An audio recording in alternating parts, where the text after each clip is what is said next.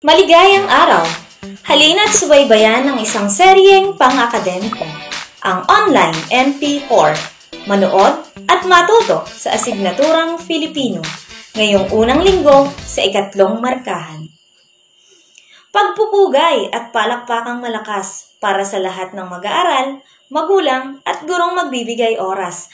Ang ngalan ko po'y Binibining May Amorosas, kasama ninyo ngayong sa mga aralin ay tutuklas. Kumusta po kayo? Sana'y nasa maayos kayong kalagayan. Kasama ang pamilya, makikinig sa ating talakayan. Handa ka na ba? Tara na at ating simulan. Noong nakaraang markahan, ating tinalakay ang mga panitikan sa panahon ng Amerikano, Commonwealth at kasarinlan ng Pilipinas. Atin munang balikan ang ilang mahalagang kaalaman mula rito. Balikan natin. Panuto, tukuyin ang pinakawastong sagot sa mga sumusunod na katanungan sa pamamagitan ng pagpili sa letra ng pinakaangkop na sagot. Una, ito ay isang pagtatalo sa pamamagitan ng pagtula at karaniwang may mga paksang pinagtatalunan ng tatlong tao.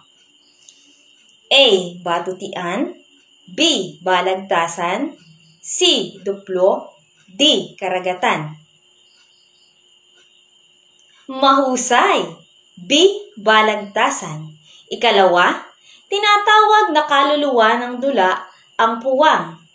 A. Eksena o tagpo, B. Script, C. Manunood, D.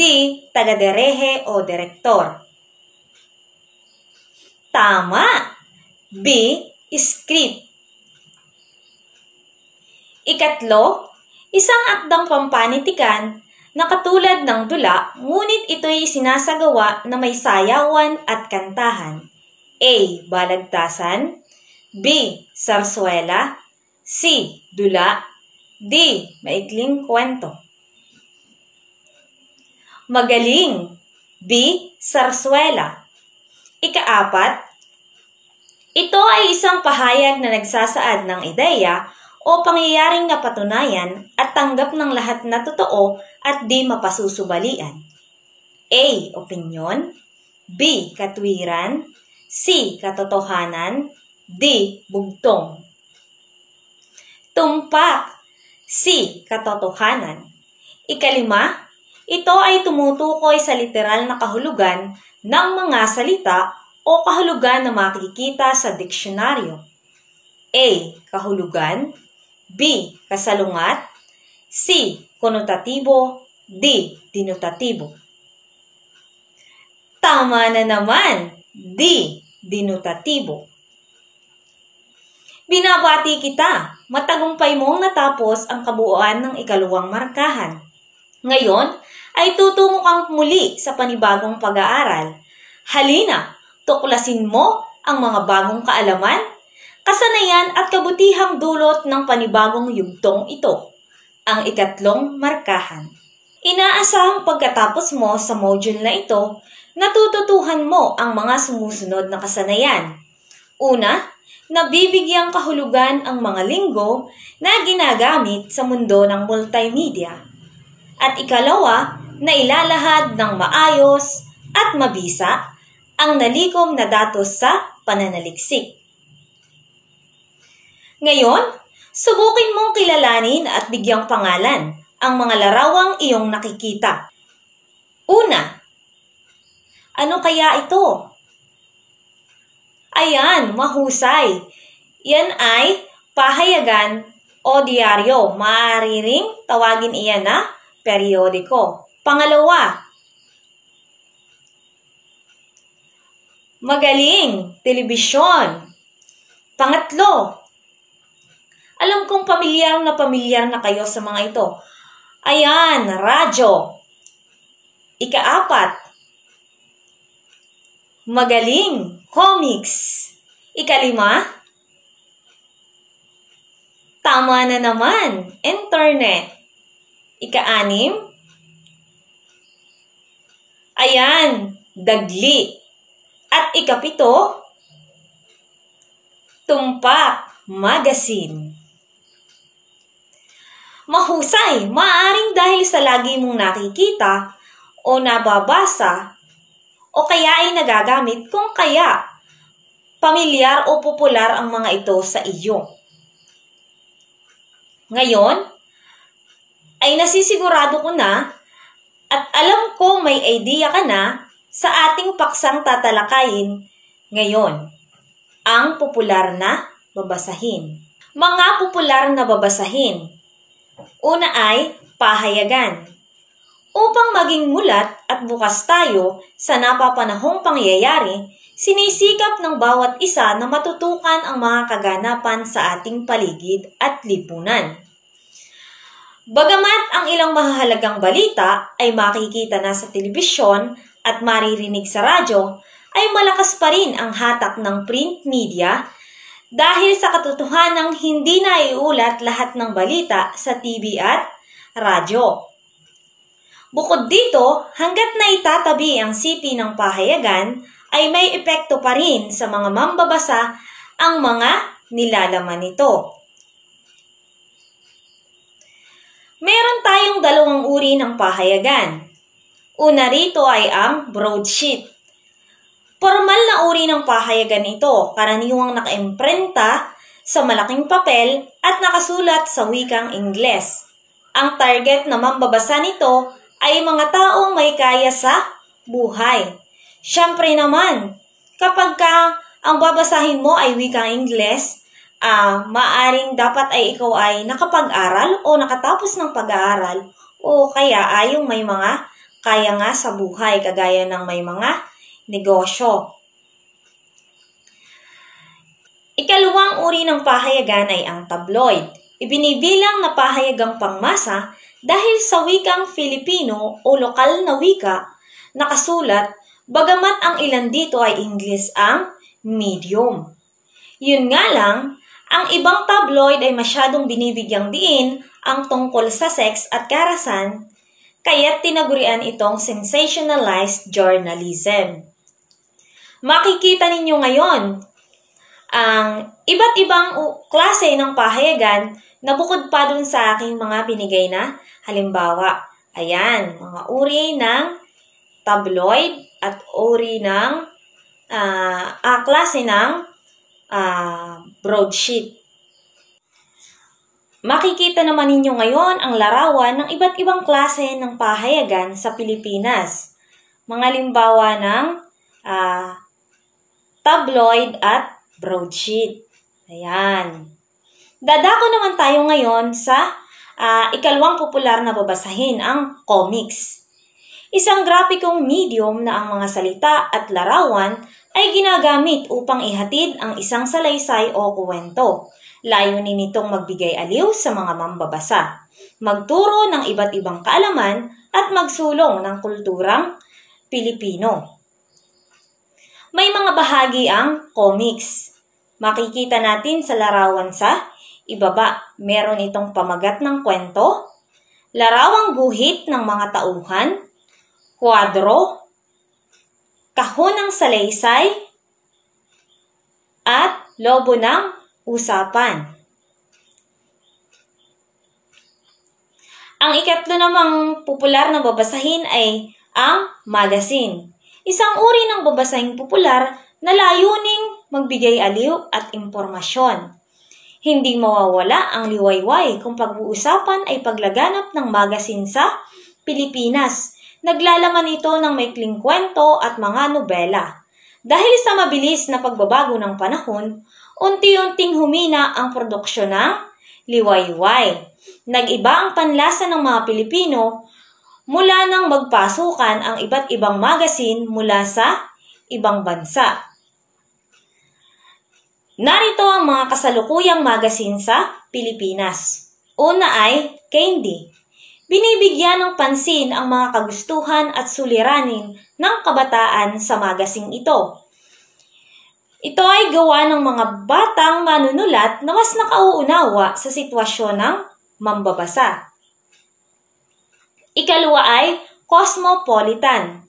Magazine pangkababaihan. Ang mga artikulo dito ay nagsisilbing gabay upang maliwanagan ang kababaihan tungkol sa mga maiinit na isyu sa kalusugan, kagandahan, kultura at aliwan. Ikatlo ay ang Entrepreneur, magazine para sa mga taong may negosyo o nais magtayo ng negosyo. Ika-4, FHM o For Him Magazine, magazine para sa kalalakihan na naglalaman ng mga artikulong nais pag-usapan ng kalalakihan tulad ng mga isyong may kinalaman sa buhay, pag-ibig, at iba pa ng walang pag-aalinlangan. Ika-5, Good Housekeeping, isang magazine para sa mga abalang ina. Ang mga artikulong nakasulat dito ay tumutulong sa kanila upang gawin ang kanilang mga responsibilidad at maging mabuting may bahay. Ika-6, Men's Health, magazine na nakatutulong sa kalalakihan tungkol sa mga isyu ng kalusugan, mga pamamaraan sa pag-ehersisyo, pagbabawas ng timbang, mga pagsusuri sa pisikal at mental na kalusugan ang nilalaman nito, kung kaya ito ay naging paborito ng maraming kalalakihan. Ang ika-7 ay ang Metro, magazine tungkol sa fashion, mga pangyayari, shopping, at mga isyu hinggil sa kagandahan ang nilalaman ng Metro. Ika-8, T3, isang magazine para lamang sa mga gadget. Ipinakikita rito ang mga pinakahuling pagbabago sa teknolohiya at kagamitan nito. At ang ika-9 ay ang Yes, ang magazine tungkol sa balitang showbiz. Ang nilalaman nito ay palaging bago, puno ng mga nakaw-atensyon na larawan at malalaman na detalye tungkol sa mga pinakasikat na artista sa bansa. Ngayon naman ay dadako tayo sa kontemporaryong dagli. Ito rin ay isa pang uri ng babasahin na popular. Isang anyo ng panitikan na maituring na maikling-maikling kwento. Bagamat walang katiyakan ang pinagmulan nito sa Pilipinas, sinasabing lumaganap ito sa unang dekada ng pananakop ng mga Amerikano. Sa kasalukuyan, ayon sa obserbasyon ni Tolentino, nagpapapalit-palit ang anyo ng dagli mula sa harap na pahina ng mga pahayagan hanggang sa maging nakakahong kwento sa mga tabloid o tampok na kwento, feature story, sa mga kolom, pangunahing balita o headline sa pahayagan at telebisyon. Aniya na transform na ang dagli, hindi na ito tinatawag na dagli at nagkaroon na ng ibang lehitimong pangalan at katawagan. Anekdota, slice of life, day in the life, lehitimasyon o pagpasok ng ganitong uri ng kwento sa media, at iba pa. Ngayon, alam kong masasagot mo na ang mga gawain sa iyong module. Gawain sa pagkatuto bilang isa. Panuto, sagutin ang mga sumusunod na katanungan sa iyong sagutang papel. Una, ano sa palagay mo ang dahilan kung bakit kaya higit na binabasa ang tabloid kaysa sa broadsheet? Ikalawa, sa kabila ng pagpasok ng teknolohiya, lalo na ang malaganap na internet, bakit marami pa rin ang tumatangkilik at nagbabasa ng mga pahayagan? At ikatlo, paano naiiba ang tradisyonal na uri ng panitikan sa panitikang popular? Gawain sa pagkatuto bilang 2. Panuto, buuin ang mga salita sa bawat bilang na may kinalaman sa mundo ng multimedia at isulat ang sagot sa katapat na mahabang linya. Hanapin sa ikalawang hanay ang kahulugan nito at isulat ang letra ng tamang sagot sa patlang bago ang bawat bilang. Halimbawa, sa unang bilang, bubuuin mo muna yung mga letra. Pagkatapos mong mabuo kung ano yung salitang mabuo mo doon, hahanapin mo ang kanyang kahulugan doon sa ikalawang hanay at doon mo siya isusulat. Pagkatapos, yun namang letra nung nasa ikalawang hanay na sinulatan mo, ay isusulat mo naman yung doon sa katapat nung nasa unang hanay na nabuo mong salita. Maliwanag ba? Ayan. Ngayon naman ay gawain sa pagkatuto bilang 3. Panuto, paghambingin ang iba't ibang katangian ng mga sumusunod na popular na babasahin batay sa ibinigay na pamantayan. Maaaring maghanap sa bilihan ng mga nakalimbag na babasahin, magtanong sa mga kakilala o magsaliksik sa internet upang matugunan ang pagsubok na ito. Isulat sa sagutang papel ang iyong sagot. Okay, makikita natin. Ang hahanapan mo ng iba't ibang katangian ay ang comics, magazine, pahayagan, Wattpad o yung kontemporaryong dagli o tinatawag na maikling kwento. Ang hahanapin mo ay ano ang layunin o mga layunin, espesyal na katangian nito.